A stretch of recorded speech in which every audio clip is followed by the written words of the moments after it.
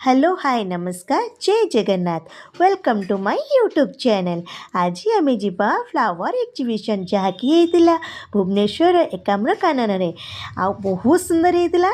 एबे देखंतु यार लाइट डेकोरेशन जहाँकि मु कैप्चर करती मो फोन ने।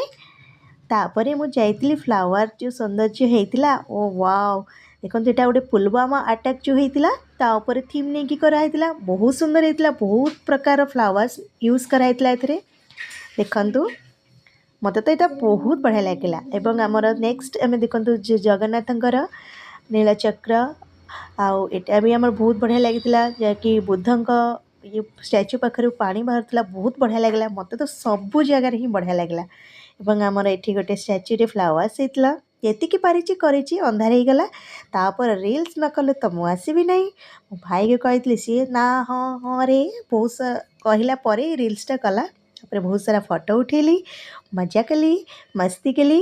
आपण मानक मो वीडियो केमती लगिला आ मो फोटो केमती लगिला कमेंट करी कहिबे।